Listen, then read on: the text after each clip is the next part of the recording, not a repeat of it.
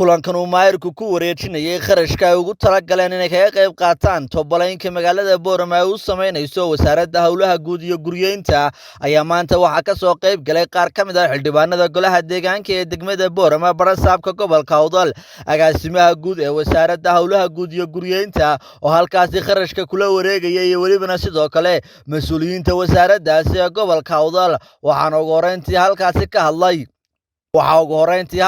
hadlay maayirka degmada Boorama Maxamed Axmed Warsame Baradhe isla markaana ka warbixiyay lacagta ay wareejinayaan iyo cadadka inta ay dhan tahay wuxuuna yiri maadaama maanta aanu noqonay magaaladii shanaad ama degmadii shanaad ee uu mashruucani ka fulayo inay ahayd hawl in badan aan sugaynay bulshaduna ay diyaar u tahay wax kasta oo annaga nagaga aadanna aanu qaadanayno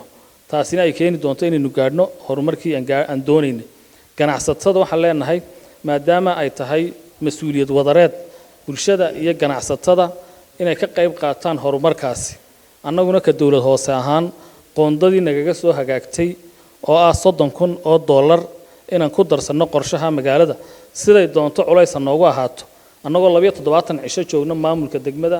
iyo golaha iyaga cusub waxaan diyaar u nahay inaan idinku wareejino qoondadii aan ugu talagalnay ee ahayd $30,000 jeegina waa inoo diyaar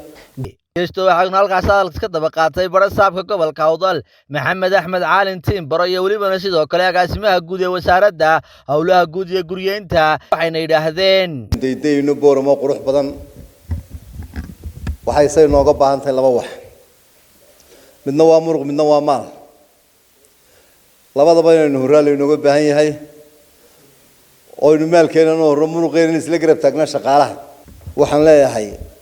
aanu dhagalugnaano shaqaalaha aan xooggeena ku taageero aan isbarbar taagno wacyigelinta dadkeena wax badan aanu sheegno xagga adduunyada marka laga hadlana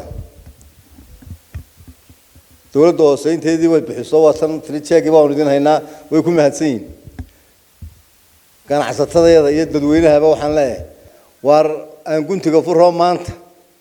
wixii aynu hayno aan ku taageero Mr. Balankas wixii naga soo hagaaga la nagu qaybiyo diyaar baan anigu gobol ahaan idin lanahay wixii aan nooga baahataan baan isku garab taagno waxaan ma hadnaqayaa duqa degmada Boorama golaha deegaanka oo durba si degdeg siima leh uga jawaabay dalabkii iyo qorshihii aynu ugu talagalayna kaga qayb qaataan qorshaynta magaalada Boorama ama dib u qorshaynta